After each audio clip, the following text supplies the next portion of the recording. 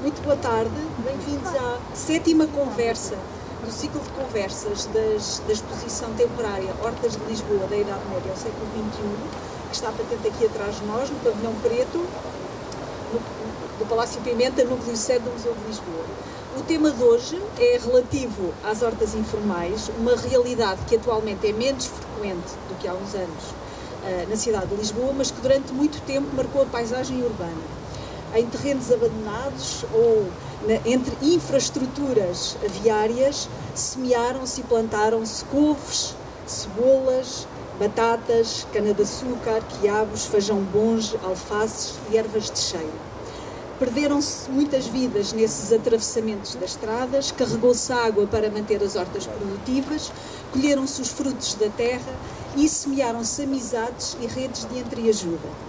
Os convidados de hoje, Ângela Ferreira, David Santos e Pedro Varela, trazem-nos outras perspectivas sobre esta realidade, fruto dos seus trabalhos de pesquisa e de reflexão sobre as hortas informais de Lisboa e também dos recursos imagéticos produzidos sobre estas hortas. Vou apresentar os meus convidados.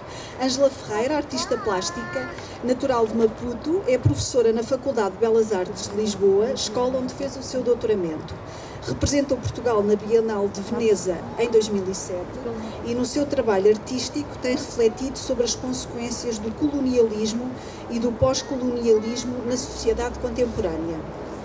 As questões relacionadas com o modo como o modernismo europeu se adaptou ou falhou redondamente em se adaptar às diversas realidades do continente africano foi amplamente abordada através da investigação da Maison Tropical.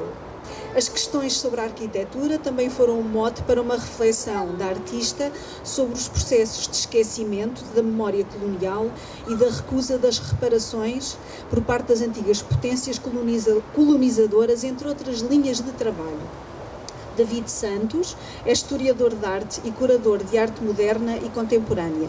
Doutorado em arte contemporânea pelo Colégio das Artes da Universidade de Coimbra, é atualmente curador da coleção de arte contemporânea do Estado português.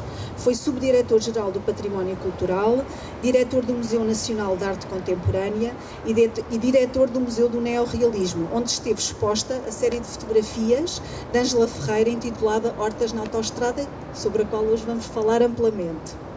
É também autora de um dos textos do catálogo da exposição das hortas e que vai ser lançado nas próximas semanas.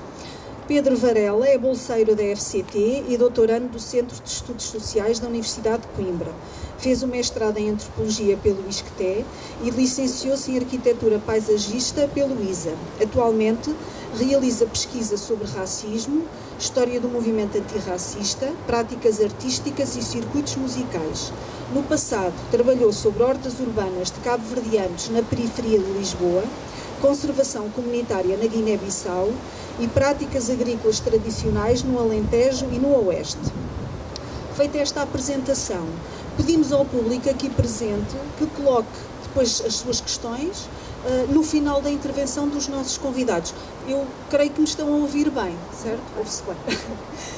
Bom, vou começar com a Ângela Ferreira. Ângela, na exposição das Hortas de Lisboa nós temos 6 fotografias suas, 2 da coleção do Museu de Lisboa e outras 6 da coleção privada de Figueiredo Ribeiro. E estas fotografias, este conjunto de fotografias, integra uma das 3 séries do seu trabalho produzido entre 2006 e 2009, Hortas na Autoestrada, Reforma Agrária. As outras 2 séries é Jardinagem e Escultura. Numa visita que nós fizemos ao seu ateliê, ainda estávamos a preparar a exposição, recorda-se, houve 2 questões e 2 dimensões que falou e que nos chamaram a atenção. Por um lado, a verdadeira pesquisa etnográfica que a Ângela desenvolveu no contexto desta sua experiência que levou à produção destas fotografias. E, por outro lado, a relação de proximidade que foi construindo com aquelas pessoas. E eu recordo-me em particular da Ângela ter referido que nunca sentiu qualquer tipo de animosidade por parte das pessoas com as quais contactou. Pelo contrário, aquele lugar era um lugar onde as pessoas iam chegando e se iam apropriando e começavam a cultivar os seus produtos. Quer-nos falar um pouco da sua experiência? Eu sei que a Ângela trouxe também alguns materiais que vai querer mostrar durante a sua apresentação. Boa tarde. Está ótimo. Dá para ouvir? Ok.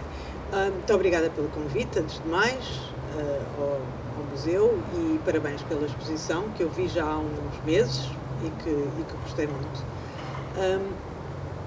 Vou tentar voltar a esses tempos. Na verdade, este trabalho foi um trabalho longo, demorou muito tempo, começou por volta de 2004 e depois foi decorrendo, mas também devo dizer, antes de mais, que foi um trabalho de investigação feito de uma forma autónoma, ou seja, não era um trabalho que estava inserido em nenhum projeto de investigação estruturado. Era um trabalho que eu estava a fazer para mim própria, fazia-o informalmente, quando tinha tempo e quando me apetecia, e agora aqui perante um arquiteto paisagista e também mais especializado em etnografia, devo dizer que eu não fiz este trabalho com nenhuma missão etnográfica concreta, nem nenhuma pesquisa sobre etnografia do assunto antes de o fazer. Foi um trabalho muito intuitivo e foi um trabalho muito que ia desenvolvendo conforme ia aparecendo. Da mesma forma, para responder à tua pergunta sobre os contactos pessoais, eu também não me dirigi aos espaços com qualquer intenção de ficar amiga das pessoas ou de estabelecer uma possibilidade de entrevistar ou de registar as suas intenções. A minha única missão do ponto de vista social ali era não interferir demais, não ser uma pessoa estranha, porque é óbvio que é estranho quando de repente aparece uma pessoa com uma enxada e uma máquina fotográfica, enquanto tal figura nunca apareceu naquela situação, e as pessoas teriam curiosidade sobre o que é que eu estava ali a fazer, e portanto interpelava-me, e eu percebi que para poder alistar várias vezes, porque foi um trabalho de continuidade, eu tinha que me relacionar bem com o espaço e com as pessoas, e portanto é um trabalho, sim, etnográfico, mas com um cariz extremamente informal e extremamente pessoal e muito individual e com uma missão artística. Na verdade, o que me leva às hortas são dois propósitos. Em primeiro lugar, o facto de que os espaços entre as autoestradas continuam a ser espaços que não pertencem a ninguém, não é? No mundo em que nós vivemos, onde a propriedade é uma posse, ou uma possível posse, não é? Os espaços entre as autoestradas, os terrenos entre as autoestradas, e conforme construímos mais, cada vez há mais espaços entre as autoestradas, e os trevos e as rotundas e aquilo tudo, são espaços que na verdade não podem ser vendidos, não podem pertencer, não pode haver uma escritura desse espaço, e portanto são espaços que estavam disponíveis para pessoas que precisavam de terrenos e para poderem utilizar esses terrenos. E acontece que as hortas que me interessavam eram, entretanto eu percebi que há muitas outras mais, mas as que me interessavam particularmente eram as hortas ali à volta do nó da Damaia, porque essas eram as populações africanas que se tinham radicado em Portugal, que tinham uma tradição muito forte de agricultura e de agricultura de sobrevivência, particularmente de Cabo Verde, e que, portanto, viram nesses espaços um espaço possível de utilização. E eu entro muito para as hortas do ponto de vista da urbanidade, mas também do ponto de vista político, não é? Como é que pessoas que, na verdade, estamos a falar em 2003, parecendo que não, é quase 20 anos, e era um Portugal bastante diferente. Todo o discurso que nós temos hoje dos afrodescendentes, por exemplo, era não existente. não existia no nosso milieu. E era, portanto, uma forma de eu me aproximar com uma população com que sentia alguma empatia e trabalhar no espaço e com as pessoas. Portanto, isto também porque depois, com o tempo, eu acho que as coisas parecem diferentes quando a pessoa olha para o trabalho, não é? Parece uma coisa muito mais estruturada, na verdade é uma coisa muito informal. Eu não demoro muito tempo, mas vou só acabar de dizer... Então, é preciso também dizer que eu tenho uma formação artística no campo da arte contemporânea muito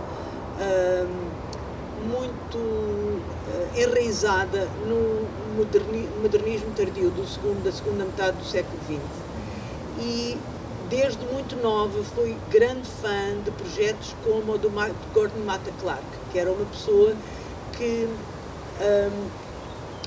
percebeu a ideia dos espaços mesmo em Nova Iorque, quando há 2 metros quadrados entre um edifício que é impossível de vender, e que conseguia ir à Câmara e comprar esse espaço, e fez um projeto incrível que eu admirei desde muito nova. Portanto, a ideia de Van Eyck, o arquiteto holandês, a ideia de os espaços entre os interstícios, os terrenos eram também uma coisa muito evocativa para mim, do ponto de vista da urbanidade.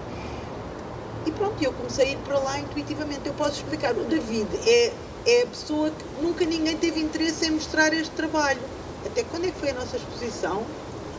2009, pronto.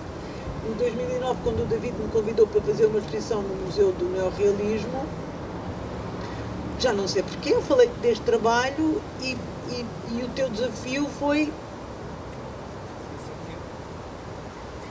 Claro.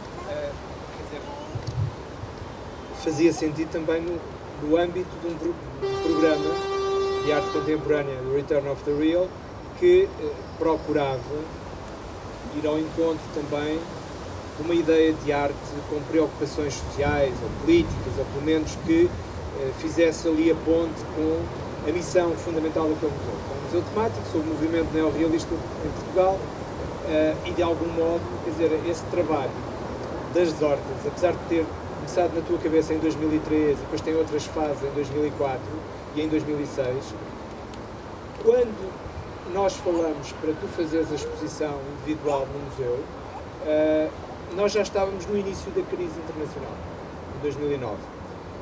E então já havia um novo olhar sobre o teu trabalho. Pelo menos da minha parte houve, e também da tua certamente terá havido naquele momento, porque recuperámos um trabalho. Entretanto, fizeste uma série também ali naquele momento, que já faz ligações com as questões da simulação, entre aspas, da arqueologia, da jardinagem, que, enfim, que elabora inclusivamente aquela questão da performance, da bandeira vermelha. Quer dizer, há ali um conjunto de interpretações da tua parte e de apropriações da tua parte do espaço concreto das hortas, que por si só já era uma apropriação por parte dessas pessoas, por razões muito distintas da tua apropriação naquele caso é uma apropriação de caráter metafórico, poético, de interpretação artística, mas também de diálogo social com as pessoas. Mas tudo isso ganhou uma nova leitura naquela fase, porque também a política das hortas, inclusive da parte do município, já se fazia sentir de ajudar as hortas comunitárias e ajudar a uma tentativa de pôr as pessoas, perante a crise económica, a produzir de algum modo, sem preconceito sobre a lógica das hortas, porque a horta sempre fez parte de uma tradição, enfim, mediterrânica, pelo menos, mas enfim, é óbvio que é muito mais ampla do que isso. Mas no caso português, Lisboa tem uma imagética também, uma prática concreta de séculos de produção hortícola. Nem é preciso buscar, obviamente, a alcunha dos alfacinhas, né, identificando também os próprios lisboetas. Quer dizer, a lógica das hortas é uma lógica muito presente na história da cidade, por um lado. Mas naquele contexto, essa lógica ganhou uma dimensão diferente que projetou sobre o teu trabalho uma interpretação que já era diferenciada do primeiro momento. Diferenciada neste aspecto, em que, por exemplo, mostrar o teu projeto das hortas nas autoestradas. Em 2006, ainda é pré-crise. E então parece quase uma teimosia tua, entre aspas, ou uma atenção, eu diria assim, surpreendente por parte da artista, porque o que é que lhe deu para ir à procura das hortas. Mas em 2009 isso já tem uma leitura diferente, e é interessante isso sempre em qualquer trabalho, seja de que época for, que é as releituras, as requalificações e as ressignificações que os trabalhos ganham ou perdem conforme as épocas, não estando nunca estabilizados nem fechados. E aí eu identifiquei algo, desafiarmos um ao outro, digamos assim, porque quando eu te convidei, tu também sugeriste logo: David, tenho um trabalho que parece-me que tu vais mesmo gostar também deste trabalho. Porque tu própria, na altura eu lembro que tu confessares isso, estavas a olhar para ele com outros olhos naquele momento. Quer dizer, ele não perdeu o fundamental, mas ganhou outros significados. A partir do momento em que nós estamos num plano em que as pessoas passaram a encontrar uma disponibilidade para ir fazer hortas, seja na varanda, seja no pequeno quintal, já não digo tanto a questão da ocupação, por aquilo que interessou, da ocupação do território, de um território ou de terrenos que não são de ninguém, digamos assim, que são uma espécie de não lugares que são apropriados pelas pessoas por razões de necessidade extrema, muitas vezes. Outras vezes não tem a ver só com necessidade extrema, mas com necessidades, com complementos. Mas esse complemento, que antes era identificado com certos grupos sociais, não diria necessariamente étnicos, mas neste caso aquele que te interessou, na zona da Damaia, também tinha a ver com essa leitura. A verdade é que no contexto da crise internacional, que foi radical e que o nosso país também sentiu muito a fundo, eu diria que passou a ser uma coisa transversal. Quase todos os lisboetas, e não só, sim, mas muitas pessoas passaram a procurar, naquilo que era o seu orçamento para a alimentação, alternativas um pouco mais razoáveis. Ou seja, porque é que temos que ir comprar tudo ao hipermercado? E essa cultura foi uma cultura que adveio, no fundo, vem em função da crise. Ora, o teu trabalho ganha, de facto, uma reorientação, um repensamento e uma reposição no espaço público onde ele é mostrado no Museu do Neorrealismo. Muita gente apreciou também essa lógica e apreciou a tua atenção a priori, ou seja, ainda antes da crise. Embora, claro que uma horta não resulta apenas de momentos de crise, mas só que o conceito é que se generalizou e até as hortas comunitárias foram reabilitadas no contexto de Lisboa em face dessa crise. E, portanto, o teu trabalho foi muito interessante para nós no museu e penso que também, ao mesmo tempo, essa atenção que o museu procurou dar, e eu procurei também pensar sobre ele, ajudou a também a dar uma outra leitura, uma outra luz sobre um trabalho que era interessante, mesmo não havendo crise. Mas eu acho que naquele contexto de crise ganhou, sim. David, o David até tem uma frase no seu doutoramento em que diz que na altura em que as fotografias surgem, o timing não seria o mais apropriado, porque a crise ainda não estava instalada. Mas que, passado algum tempo, as fotografias ganharam a visibilidade merecida, não é? E vieram provar esta urgência de ter estes terrenos para a produção hortícola em espaço urbano. Por um lado, a questão das próprias hortas, ou seja, no fundo, quer dizer, há uma ideia às vezes preconceituosa na relação, aliás foi por isso que ela diminuiu de presença no espaço privado de muitas pessoas, porque de algum modo se instalou aquela prática de que já não é preciso produzirmos, porque está tudo mais acessível, até do ponto de vista económico ou financeiro. As famílias tinham mais acesso ao hipermercado e não só ao próprio mercado, mas já não era tão necessário produzir para consumo familiar. Mas, no entanto, instalou-se durante os finais dos anos 80, toda a década de 90, instala-se um bocadinho um preconceito que a horta já não é necessária, que só extrema necessidade, questões sociais muito agudas. Isso é uma coisa que não faz sentido, por um lado. A horta até tem, tal como a jardinagem, tem eu muitas vezes até comparo quase à curadoria, quer dizer, um cuidar e é de algum modo poder usufruir de algo que nós cuidamos, que nós plantamos e que nós podemos usufruir como necessidade humana, mas ao mesmo tempo como recriação que nos ocupa o tempo e que nos ocupa também uma forma de nos relacionarmos com a natureza, por outro lado, e com as outras pessoas que praticam no fundo, essa disciplina da horticultura, não é? A criar uma comunidade com isso. Mas a verdade é que durante alguns anos, num Portugal que parecia galopar a modernidade finalmente e que estava em crescimento económico, já ninguém queria ter hortas quase, assim, havia um bocadinho esse preconceito. E o trabalho da Ângela Ferreira não só mostra que a horta, obviamente, nunca deixou de existir, por um lado, mas deu-lhe visibilidade numa altura em que a crise ainda não se tinha instalado. E essa visibilidade, uma visibilidade, por um lado, o museu depois também ajuda com essa atenção, com a exposição. O trabalho, pelo menos a primeira série, já tinha sido mostrada, mas a questão não está só no projeto de visibilidade social, porque o trabalho da Ângela Ferreira, tal como da maior parte dos artistas, ou pelo menos daqueles que têm algo a dizer também para o mundo da arte, é que o trabalho dela não é um sublinhado social. É uma reinscrição de um tema e de uma questão que lhe interessa de motivações sociais e políticas também, mas que ganha uma dimensão enquanto arte, enquanto proposta artística. Não se trata de nenhum panfleto político, mas sim de uma reinterpretação criativa, e por isso é que a bandeira vermelha é performativa naquele contexto. Também questiona até que ponto é que isto não é o último resquício de uma herança da reforma agrária, qualquer coisa por aí, que eu na altura também pensei nesses termos, e ao mesmo tempo ela olhou enquanto artista para aqueles espaços com um olhar também poético, ou seja, há uma leitura e um olhar político, social, mas também metafórico, poético, artístico, de reinterpretação, numa escala que não é puramente social e política. Ora, é aí que nos interessa também ao Museu do Neorrealismo, essas ligações que nunca são de arte só pela arte, se é que podemos dizer as coisas assim, mas também não é da arte panfletária que acha que com o seu sublinhado o mundo se vai transformar. As coisas são muito mais complexas do que isso, e o trabalho da Ângela Ferreira, não apenas na questão das hortas, o trabalho das hortas da autoestrada, é todo um trabalho, não é por acaso nessa altura também o próprio museu beneficiou da visibilidade da própria Ângela Ferreira, enquanto 2 anos antes tinha estado como representante de Portugal na Bienal de Veneza com um projeto que foi muito impactante, tanto no contexto internacional na altura, como para a arte portuguesa.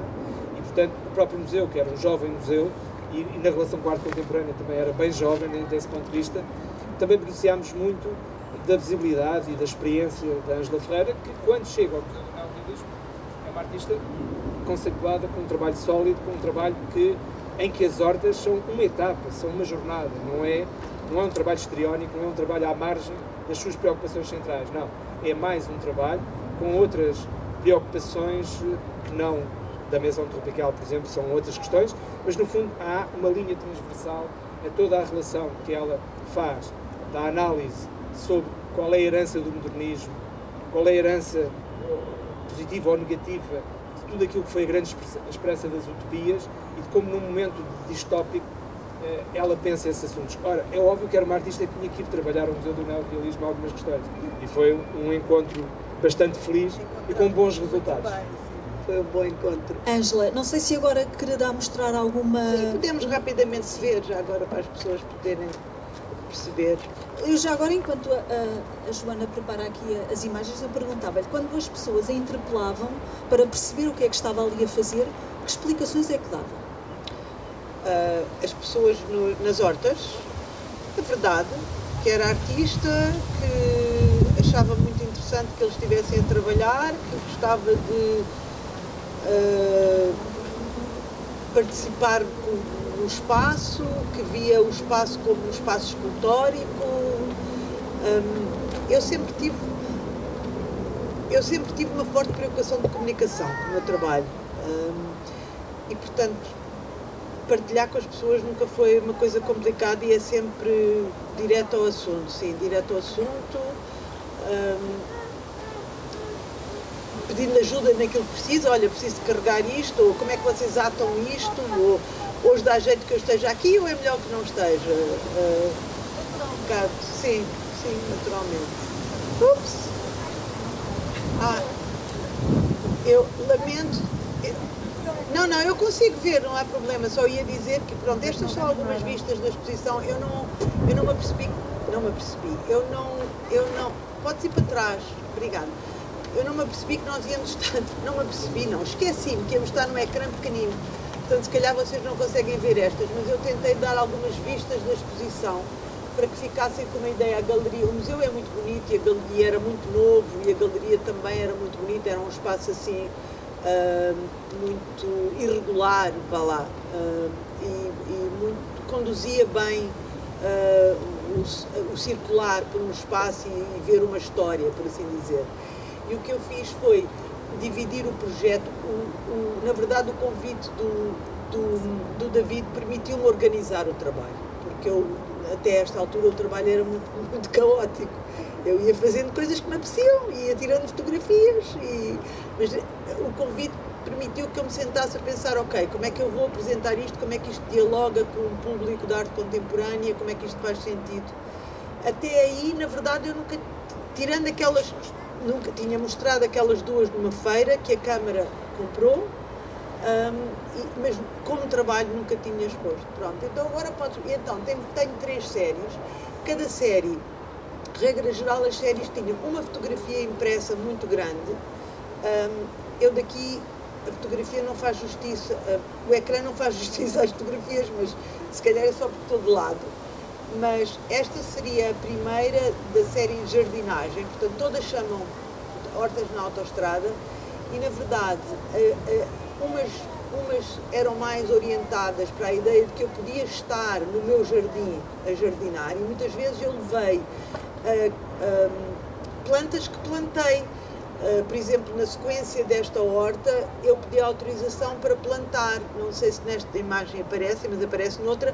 Portanto, aqui já aparecem uma série de alfaces que eu plantei. Estas alfaces não estavam a crescer e não pertenciam depois passaram a pertencer, mas fui eu que as trouxe um bocadinho naquela ótica de que isto é um jardim maravilhoso e que eu compro as alfaces como quem vai comprar plantas ao horto do Campo Grande e depois as planta no seu jardim. Portanto, esta era a série Jardinagem. Eu ia sempre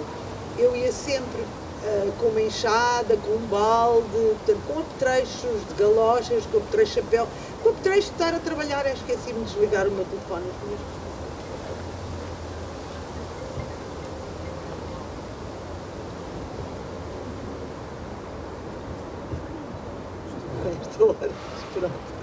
Pronto, portanto, esta foi a primeira série. Portanto, havia sempre uma fotografia grande e depois fotografias mais pequenas. Esta é a segunda série e esta é a série Esculturas.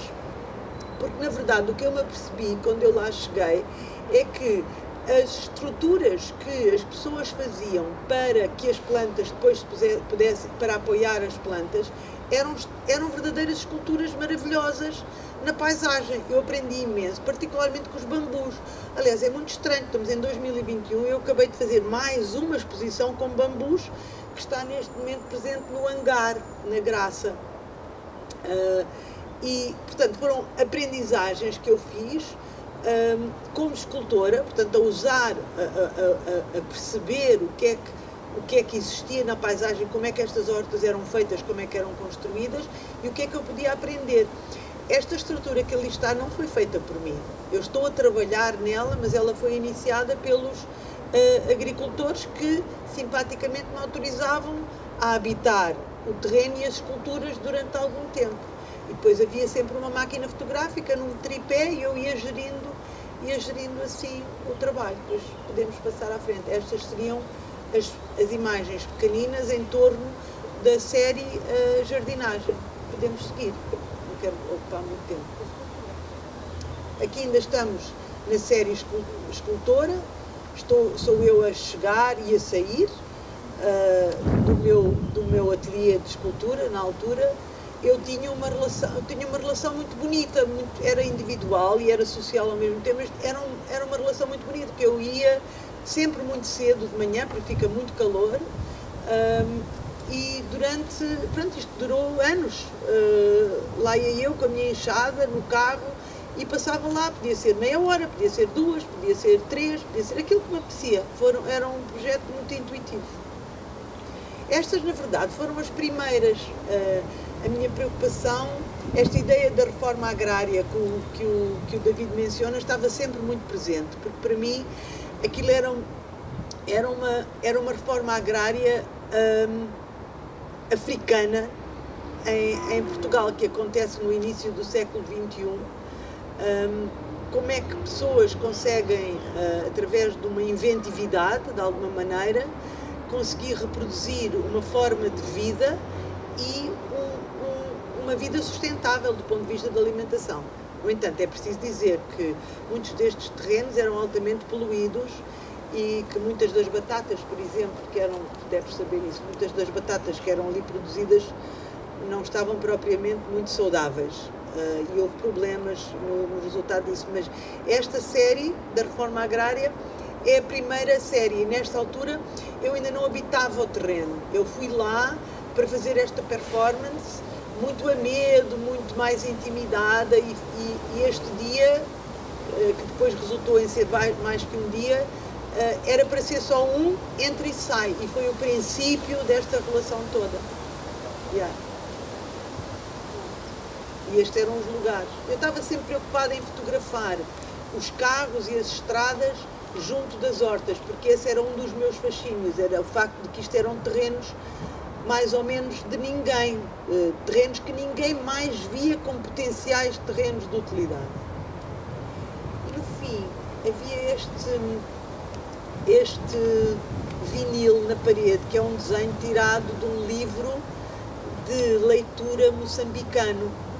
Eu acho que era da 3ª classe, eu tenho aqui ainda, chama-se A Abertura de uma Machamba, é de 2009. Uma machamba é uma horta em linguagem moçambicana.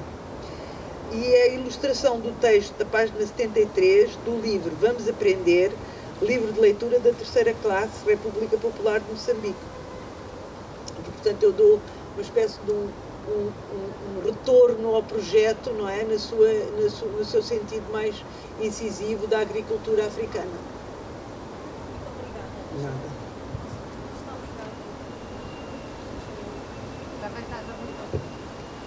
Sim, muito obrigada, Ângela. Eu fazia uma última questão nesta fase ao David, antes de passar a palavra ao Pedro, e recuava um pouco ao tempo em que esta exposição deste conjunto de fotografias da Ângela Ferreira esteve no Museu do Neorrealismo. Há uma percepção do impacto destas imagens na comunidade local. Estas fotografias ajudaram a olhar para estas comunidades de uma outra maneira e a pensar as hortas urbanas numa outra maneira naquele município. Há bocado o David já deu aqui algumas pistas nesse sentido.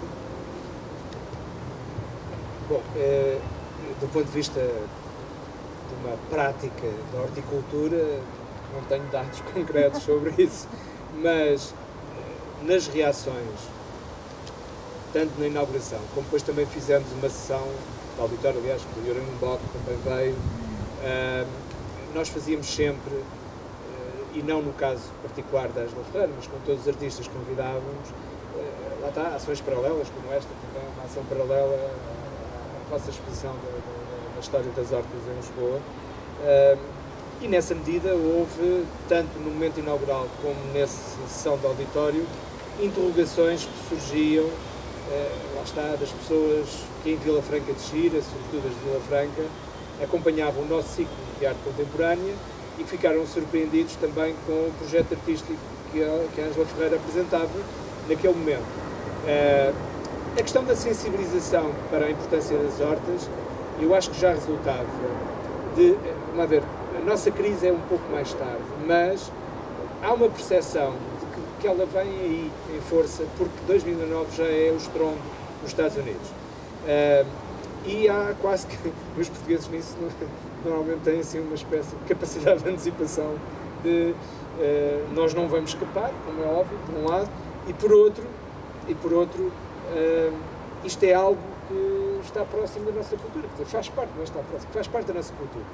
E foi quase que um reanimar para algumas pessoas também em Vila Franca dessas possibilidades que, no fundo, nunca deixaram de estar à nossa mercê, à nossa disposição, mas que, por comunidade capitalista, digamos assim, as pessoas puseram durante algum tempo na gaveta, digamos assim, ou em pousio, pronto.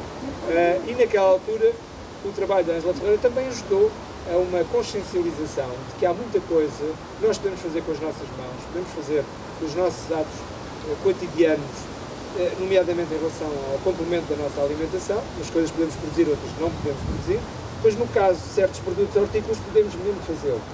E houve ali uma percepção que eu acho que resultou também do projeto da Ângela Ferreira, por um lado, da atenção que ela deu àquela exposição, o tema e o contexto que já estávamos a viver e que já pronunciava que seria uma inevitabilidade. Depois tornou-se, eu até diria, uma espécie de classe média, média alta, até uma moda, não é? A questão de produzir, e as varandas passaram a ser locais de coisa que, por exemplo, nos anos 70 ou 80 não existia, não é? Era impensável, nem nos 90, mas eventualmente no tal espaço do quintal, na parte traseira da casa, agora as varandas, encontrar soluções que há pequenas coisas que podemos produzir até em pequenos vasos, quase que as pessoas tinham esquecido, não é? E desse ponto de vista foi um ativar que a própria arte também ajudou a ativar essa consciência.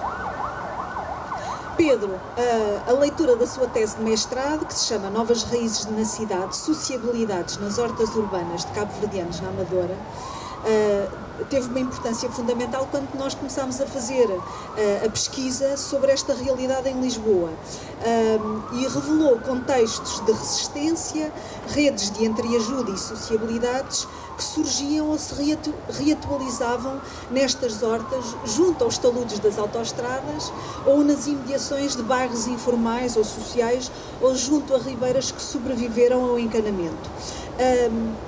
Na cidade, os cabo-verdianos já não dependem da terra como no passado, deixaram de ser camponeses, mas a ligação à terra e à sua terra de origem mantém-se, e isso muitas vezes faz-se através do trabalho da própria horta, onde cultivam os produtos que trazem do seu país de origem ou que os familiares lhes mandam. O Pedro tem aqui uma apresentação preparada. Não, primeiro vou falar só um bocado e depois eu vou ali e apresento um pouco algumas imagens que trouxe, com mapas e fotografias. Estão a ver bem, não é? Fixe. Antes de tudo queria começar também um pouco como é que eu cheguei às hortas urbanas. Eu estudei arquitetura paisagista, ali mais ou menos nos anos que a Ângela estava naquela horta. Então, em arquitetura paisagista e no Instituto Superior de Agronomia havia uma grande discussão em relação às hortas urbanas. Na altura, eu e um outro colega fomos ocupar uma horta no Vale de Chelas e também aprender um pouco, assim como a Ângela, o que é que se fazia, conhecer as pessoas.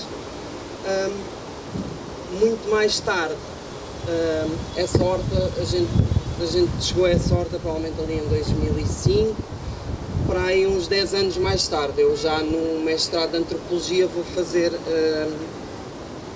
esse trabalho, que especificamente era com agricultores da Cova da Moura e da Estrada Militar do Alto da Maia, que também é conhecido como o bairro da Reboleira, que é na zona da Reboleira, cabo-verdianos, e eu fiz uma etnografia e com um foco específico nas redes de entreajuda, nas sociabilidades e nas redes entre as pessoas e as ligações que as hortas tinham aos bairros. E uma das primeiras reflexões era um pouco, e acho que é uma reflexão que nós temos aqui também, que é perceber o que é que são as hortas informais em oposição ao que são os parques hortícolas ou os quintais, não é? Se as hortas informais são locais de ocupação, não são ilegais, ou seja, não há uma lei que especifique a ocupação da terra, então elas não são ilegais, são informais por isso mesmo. São ocupações, são muitas vezes geridas de forma coletiva e não estão enquadradas institucionalmente. E a meu ver, acho que é um dado, não é? Na área metropolitana de Lisboa, elas são a grande maioria das hortas que existem, são este tipo de hortas. E eu diria que mesmo em Lisboa, que é um lugar que nos últimos anos já aparecem muitos parques hortícolas, eu diria que provavelmente as hortas informais ainda são a maioria. Então acho que é muito importante refletirmos sobre a importância das hortas informais. Depois existe um outro dado: as hortas informais estão quase sempre ao lado de bairros sociais e de bairros de construção informal, ou seja, bairros que em tempos foram de barracas, e essa ligação eu estudei um pouco como é que havia, ou seja, quando qualquer bairro social, um bairro de construção informal em Lisboa, e eu aqui estou sempre a pensar mais na área metropolitana de Lisboa e não especificamente do Concelho de Lisboa, ainda por cima o meu trabalho foi na Amadora. Então as hortas estão sempre em redor desses bairros, e isso é importante, percebermos a importância delas para essas pessoas. E depois são mais umas reflexões antes de ir às imagens. Ou seja, as hortas cumprem várias funções e nelas acontecem várias coisas. Por um lado, já falámos aqui de combater a pobreza, o desemprego, os baixos salários, as baixas reformas. Por outro, são espaços de resistência cotidiana. Ou seja, não é fácil ter uma horta informal, né? E a Ângela acho que falava isso também um pouco no seu trabalho, de alguns conflitos que havia por causa das próprias hortas. Depois, a segurança alimentar, não é? Que é um debate muito importante hoje. E depois aquilo que eu trabalhei, que foram as sociabilidades e as redes, ou seja, as hortas são também, e não sou só eu que estudei isso, houve outras pessoas que estudaram antes de mim, mesmo em Portugal, a importância para o lazer, para as redes entre as pessoas, para a entreajuda, no caso dos cabo-verdianos, de alguma forma de reprodução transformada, reprodução transformada de práticas do campesinato cabo-verdiano, e aí estamos a falar do juntamon e do juda, que são formas de trabalho coletivo recíproco, mas elas não são a mesma coisa que em Cabo Verde, ou seja, se chamam de juntamon, mas cá em Portugal e no espaço urbano já representa outra coisa. E depois, e isso aparece ali na exposição, que para mim é muito interessante também, porque estudei em agronomia, que era as sementes, ou seja, que tipo de cultivos estas pessoas fazem. Quando pensamos na cana-de-açúcar, que é um produto que os ibéricos levaram ao mesmo tempo que a escravatura para a África e depois para a América, não é? E agora hoje são os cabo-verdianos que reintroduzem a cana-de-açúcar em Lisboa. Ou o inhame, que é uma planta asiática, africana, que também encontramos muito. Ou o feijão congo, que também é uma planta que vai aparecer sempre nessas hortas. E depois, elas são muito importantes num debate que hoje temos hoje, e as hortas vão sempre, vai nesse sentido, ou seja, em tempos falava-se da crise, e hoje há um debate muito à volta da ecologia e ambiental, e as hortas cumprem um papel fundamental nisso, ou seja, a produção dentro de um espaço urbano, onde nós temos acesso rápido e as coisas não vêm de avião ou de barco. E agora queria mostrar umas imagens, aqui, ali a cor-de-rosa, roxo, está a Cova da Moura e o bairro da Estrada Militar do Alto da Maia, que é conhecida, os habitantes chamam-lhe Reboleira, que é na zona da Reboleira. São dois bairros informais. E a laranja estão as hortas que existiam em 95 e 2012. Isto representa um fenómeno. E estão ali as hortas que a Ângela trabalhou em 2012, mas elas não existiam em 95 ainda. Porque o IC19, ou o que ele trouxe novo do IC19, era recente na altura. E isto é um fenómeno muito comum que eu vi, pelo menos na Amadora, e imagino que acontecia. Na altura havia um grande desprezo sobre as hortas. Então, estes bairros cresceram, e o bairro do Zambojal, mesmo bairros sociais, não é? De prédios, cresceram com hortas ao lado. Mas muitas vezes esses terrenos, e depois foi havendo construção à volta, as pessoas perderam as hortas, e na minha perspectiva foi isso que levou muitas vezes as pessoas para zonas muito marginalizadas, como ali podemos ver no IC19, ou seja, a Reboleira, vemos ali uma grande área de hortas, maior que o próprio bairro, e depois de repente essas hortas são todas destruídas e as pessoas da Reboleira já têm de ir para zonas muito mais marginais. Este mapa não dá para ver muito, está muito distante, também não... mas é um mapa... Não, mas eu vou falar sobre ele. É um mapa de cálculo da área de hortas que eu não consigo ver neste momento, entre 2000, penso eu, e 2016. Então acontece um fenómeno que é, durante a crise, pelo menos na minha perspectiva, há um aumento de hortas. Ou seja, quando foi a crise, as hortas aumentam muito. Mas ali também vemos outra vez a acontecer o mesmo fenómeno, que é hortas que estavam ao pé dos bairros, desaparecem e elas vão todas parar ao IC19, e é um fenómeno muito interessante. A maioria do realojamento na Amadora do bairro das Fontainhas, da Azinhaga dos Besouros, as pessoas foram realojadas ou no Casal da Boba ou no Casal da Mira, que são os dois grandes bairros sociais da Amadora. E o que nós vemos é, no início, em 2000, não há hortas no Casal da Boba, que já está construído, o Casal da Mira ainda não está, e de repente em 2016, penso que essa data está aí, já vemos uma grande área de hortas em redor do Casal da Boba e do Casal da Mira. Então, estes bairros estão muito relacionados com as hortas. E esta é a horta onde eu fiz a principal etnografia, e isso é interessante, porque eu conheci só o trabalho da Alexandra agora, da Ângela agora recentemente, e a horta onde eu fiz a etnografia era dezenas de metros antes da horta, é no nó da Buraca, e este trabalho da Ângela era no nó da Damaia, que é mais à frente. E eu fiz um trabalho específico numa horta onde passei mais tempo, que era de agricultores da Cova da Moura. A horta é um pouco longe, eram 15 agricultores numa área muito pequena, todos de Santo Antão. Isso também, ou seja, as redes entre as pessoas, não é? Ou seja, eles eram todos de Santo Antão, ou seja, eram todos familiares uns dos outros, e ali, para além do cultivo, e o que me interessava ali, era muito as almoçaradas, a maneira como eles trabalhavam coletivamente. Ali já se vê feijão com, aqui é um almoço, podes ir passando estas, aqui é os agricultores na horta, aqui é um almoço, isso é outra coisa, as construções informais que vão aparecendo ali, não é? As barracas, de repente já são um outro tipo de construção, aqui continua lá na horta, aqui por exemplo é fazerem uma descasca coletiva, não é? Isso acontece muito quando vão apanhar a batata ou outra coisa, fazem um trabalho coletivo. Ok, e aqui era um outro pensamento que era o que é a resistência destas hortas. Eu quando cheguei àquelas hortas pensei, ok, eles estão enfiados aqui no meio das estradas, mas a análise dos mapas ao longo dos anos vai mostrar outra coisa. Em 86, aquela área, antes do IC19 estar ali a passar, era uma área de barracas e de hortas, e podias passar. Depois, toda a área é destruída, aqui uns anos depois, penso 95, ali em 2000 já começam a aparecer hortas outra vez, o IC19 está feito, o túnel da Crila ainda não está acabado. E depois já toda a área começa a ser hortas passados uns anos, e agora acontece outra coisa.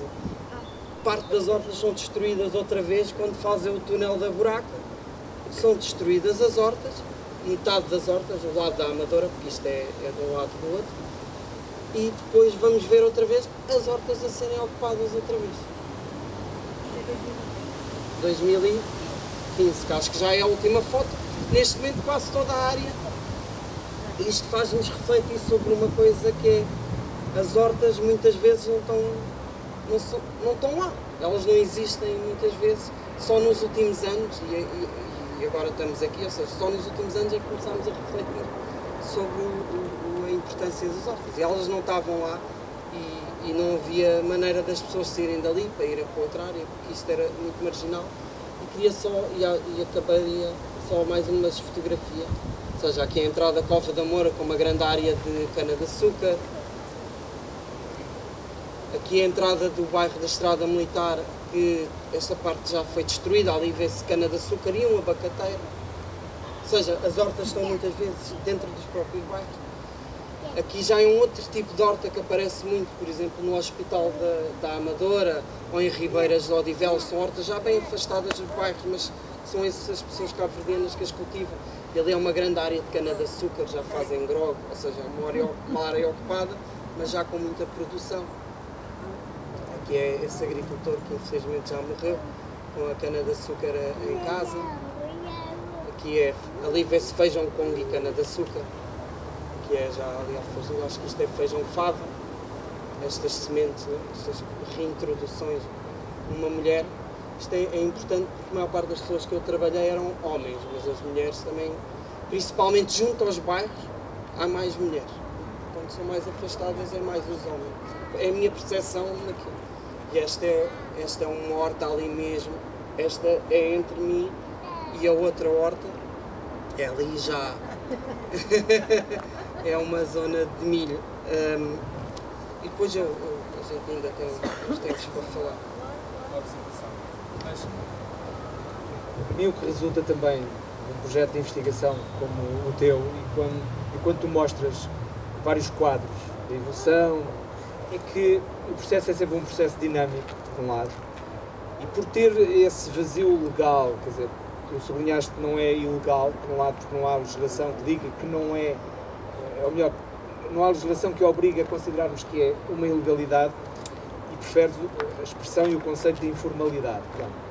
Mas a verdade é que é precisamente por isso, pelo facto de ser algo que não é legal verdadeiramente e não é formal nem institucional, que as hortas desaparecem e reaparecem. Porque, assim como tu também não tens, provavelmente, manifestações, nem privadas, nem de caráter organizado, de dizerem levaram-nos as hortas. Ou melhor, com a obra que estão a fazer, estão a acabar com a minha, não diria subsistência, mas pelo menos o complemento ao meu orçamento, à minha economia da alimentação.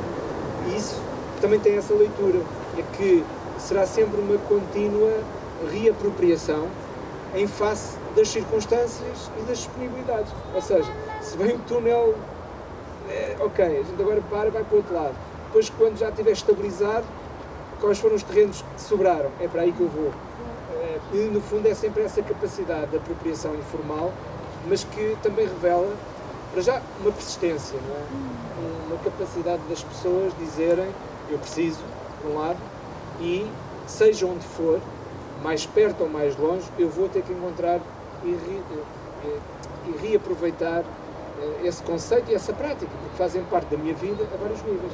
Portanto, isso também tem um lado quase que poético, que é, por um lado, faz parte da economia das pessoas, mas, por outro, é algo que está para lá, seja das leis, seja das transformações do território, da geografia, e depois relança as pessoas para uma necessidade que, no fundo, é essencial, que é terem meios de subsistência alimentar produzidos por si próprios, porque é algo que também não é apenas por essa razão económica, é as duas coisas, é o lado, como tu disseste, os vencimentos que são curtos, as reformas, seja o que for, mas há também aquela parte social do encontro das pessoas, de poderem depois também fazer o almoço, não é?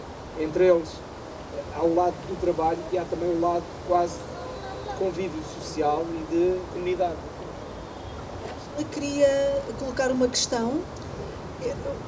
Ia colocar uma questão, de certa maneira o Pedro já respondeu, porque tinha a ver com o facto de que eu só me alerto para as hortas em 2013, e é verdade que entre 1999 e 2013 eu não vivia em Portugal, mas vivia em Portugal nos anos 90 e não me lembro das hortas serem algo que chamou a minha atenção. De certa maneira tu explicaste isso, mas para mim o que foi muito interessante naquilo que tu mostraste e um bocado na sequência daquilo que o David está a dizer foi que a leitura que eu faço, por exemplo, daquela imagem maravilhosa que tu tens do Noda da Maia, em que mostras primeiro a área ocupada pela horta antes do Noda da Maia, horta e da buraca, sim, antes do Noda da Maia aparecer, e depois, como tu dizes, as pessoas foram todas removidas dos terrenos porque começaram a fazer a construção do trevo do nó, não é? E o que depois acontece, que tu mostras, é que depois da construção as obras aparecem outra vez. Para mim aquilo é uma espécie de um ato de resistência quase política, não é? Que não é organizada, não é uma política formal, não há nenhum partido político, não há nenhum grupo, mas que é uma persistência que, portanto, existia, o terreno estava ocupado, depois teve que ser desocupado por razões da construção, mas isso não quer dizer que desaparece. Nos intermeios da autoestrada, e era isso que me fascinava, é que nos intermeios da autoestrada há uma espécie de uma persistência e de uma resistência que eu interpreto como um ato político, não é? Que não é ilegal, como tu sublinhas, e é muito interessante isso tu ajudares a explicar que não era ilegal, mas é as pessoas encontrarem um espaço ali em que podem exprimir-se, utilizar e usufruir. E isso para mim, do ponto de vista social e de comportamento político, é inspirador, é uma coisa de... E há um lado de espontaneidade nestas coisas, que demonstra sempre que, independentemente da legislação, da organização social e política, e nós associamos muito as grandes urbes a uma tentativa, mas depois há sempre possibilidades das sociedades, das pessoas em concreto e dos grupos sociais se organizarem à margem, sempre, seja por resistência mais consciente ou num sentido mais espontâneo e até de resistência mais cultural. Às vezes nem é só resistência política, no sentido político, mas de uma necessidade que vem de uma ancestralidade, que é a maior parte das pessoas que praticam horticultura, uma boa parte delas tem gerações para trás que o faziam, foram transmitindo esse conhecimento também de uma forma informal, não é? De um modo informal, mas que vai persistindo. E daí que sejam várias persistências, várias resistências de caráter político, social, cultural, mas que demonstram que as pessoas organizam sempre, ou mesmo quando não há uma grande organização mais formal, mais estruturada, conseguem sempre encontrar os caminhos para aquilo que precisam concretizar. É um bocadinho a imagem, aqui uma imagem que é quando um urbanista ou mesmo um arquiteto paisagista desenha um jardim e de repente nós vemos um carreiro novo. É o quê? As pessoas precisam de ir por ali. Mesmo que quem desenhou não tenha percebido isso, mas as pessoas superam sempre os desenhos, organizações, legislação. Sempre. Muito obrigada.